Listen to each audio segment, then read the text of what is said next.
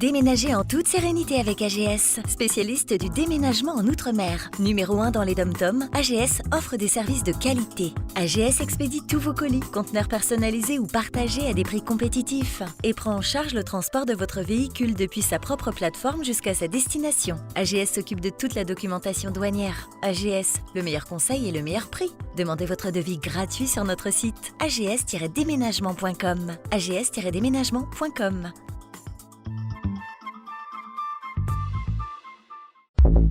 Martinique Actualité. Claude Saban, le septuagénaire qui faisait depuis samedi l'objet d'un avis de recherche émis par la gendarmerie du Lorrain, a été retrouvé sain et sauf. La rentrée scolaire, c'est à partir de ce lundi de septembre. En Martinique, au total, 63 228 élèves prendront le chemin de l'école selon leur emploi du temps. Cette année, ce sont 30 797 écoliers du premier degré et 32 431 collégiens et lycéens du second degré qui feront leur entrée sous la supervision de 6 207 enseignants. Le montant de ces travaux est estimé cette année à environ 200 000 €. Ils se sont déroulés sur plusieurs chantiers et ont mobilisé des entreprises, mais aussi une vingtaine d'agents des services techniques qui devaient préparer également tant l'arrivée du tour cycliste que celle du tour d'Ailleul. Ce sont principalement les 5 écoles suivantes qui ont bénéficié de ces améliorations. Bois-Soldat, Dumaine, Manzo, Morne-Pitot A et Périola, avec des travaux de maçonnerie, de peinture, la réparation de portes et de fenêtres, la création d'un kiosque à l'école de Bois-Soldat ou encore l'automatisation du portail d'entrée des écoles et même la réalisation en régie d'un trottoir à l'intérieur de l'école de Morne-Pitot A, ce qui permet d'accéder plus facilement au jardin cultivé par les élèves.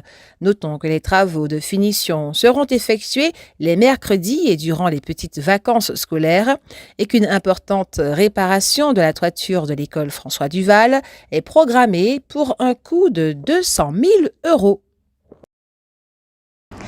Et concernant les prix, l'année 2024 est la pire depuis 20 ans. On enregistre en moyenne plus 17% d'augmentation en lycée.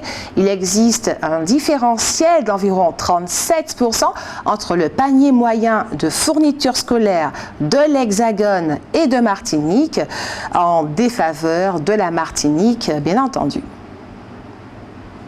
Rodrigue Petitot, dit le LR, président de l'association Rassemblement pour la protection des peuples et des ressources afro-caribéennes, RPPRAC, a été interpellé vers 4h30 du matin, dimanche, par les gendarmes.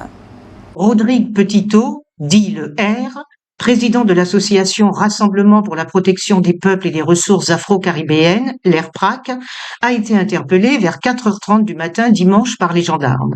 Il est, semble-t-il, accusé d'avoir, en bande organisée, tenté de dérober un bus. On le sait, Rodrigue Petitot devait, dimanche, être à la tête d'une mobilisation contre la vie chère. Quelques centaines de personnes ont répondu à cette mobilisation, importante, mais moins que prévu. Elle s'est déroulée à la Pointe des Grives, à l'entrée du port de Fort-de-France. Bien entendu, à la revendication initiale, la baisse du prix des produits vendus en Martinique, s'est ajoutée celle de la libération de Monsieur Petitot. On peut être surpris que dans un tel contexte, les autorités compétentes n'aient pas communiqué de façon sérieuse, c'est-à-dire autrement que par les réseaux sociaux, sur les raisons et les circonstances de l'arrestation de Rodrigue Petitot. Notons qu'aussitôt connue l'interpellation de ce dernier, le syndicat des travailleurs du port de Fort-de-France et le syndicat des ouvriers dockers de la Martinique a demandé sa libération immédiate. Ils se disent prêts à initier toute action jugée nécessaire dès ce lundi 2 septembre. Hier, dimanche 1er septembre, un jeune homme de 20 ans est décédé à Font-Larion, à Sainte-Luce, alors qu'il exécutait une plongée en apnée en compagnie d'un de ses cousins. Il était environ 10h10. Son corps inanimé a été recueilli. On ne connaît pas les causes de cet accident. Plus de 200 personnes ont marché samedi 31 août dans l'après-midi dans les rues de Fort-de-France pour rendre hommage à Uriel, ce petit enfant tué d'une balle en pleine tête, et à toutes les victimes tuées par balle ou par arme blanche. Un dépôt de bougies et des prises de parole ont eu lieu à l'issue de cette marche blanche. Des armes factices en carton ont été symboliquement brûlées sur le Malecon. À l'hôpital Maurice Despinois, un conflit oppose la CGTM Santé au directeur Stéphane Berniac. Il est reproché à ce dernier de ne pas appliquer les avancements de grade des agents au 1er janvier de l'année en cours, des avancements qui s'accompagnent d'augmentation de rémunération. M. Bernier retorque que la situation financière de l'établissement ne le lui permet pas, dans la mesure où il satisfait actuellement les 28 points négociés avec les salariés au mois de juin. La CGTM n'exclut pas de partir en grève dans les jours qui viennent.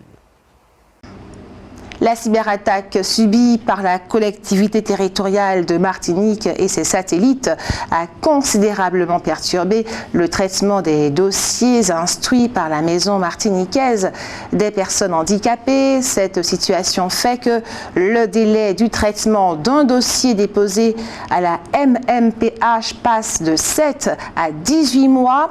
Pour réduire ce temps, la CTM a fait appel à du renfort. La collectivité étudie également la possibilité d'affecter pour une durée de 6 mois à 1 an des assistantes sociales et agents instructeurs polyvalents supplémentaires à la MMPH. Le déploiement d'une plateforme téléphonique est également étudié pour assurer une réponse plus efficace aux nombreuses sollicitations de la population. L'accès à l'îlet Madame Robert est de nouveau ouvert. L'îlet avait été fermé au public pour cause de travaux de réensablement qui ont duré près de 2 mois. L'arrêté interdisant la baignade, les transports de passagers et les activités nautiques est donc levé. La préfecture de Martinique a communiqué les prix des produits pétroliers en vigueur depuis le 1er septembre 2024. L'ensemble des prix affiche une légère baisse. Ainsi, le supercarburant sans plomb passe à 1,83 € le litre, soit moins 3 centimes.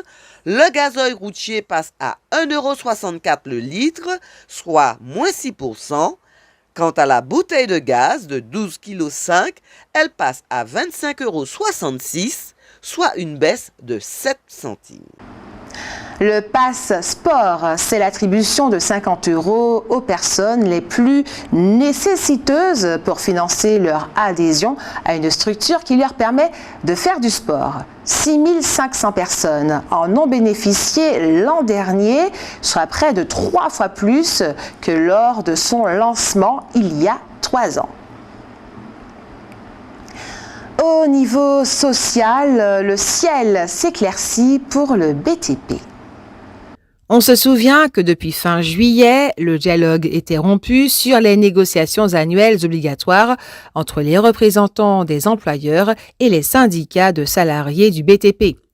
Eh bien, tout cela, c'est du passé. Les partenaires sociaux sont enfin parvenus à un accord. Il concerne essentiellement la revalorisation des grilles de salaire et la prime de transport. Une revalorisation de 2,3% des salaires minimums est accordée aux ouvriers, aux employés, techniciens et agents de maîtrise. En ce qui concerne la prime de transport, elle est revalorisée de 7,1% et passe de 70 à 75 €. Quant à la prime de panier, qui jusque-là était le point d'achoppement des négociations, elle sera discutée lors des réunions sur la réécriture de la convention collective. Le maire de la ville du Lamentin et son équipe municipale invitent les habitants de Basse-Gondo, Acajou Prolongé et Haut-de-Californie à venir échanger lors de la réunion municipale de quartier mercredi, le 4 septembre à 18h au centre culturel de Basse-Gondo. ONews Radio, toute l'actualité nationale et des Outre-mer.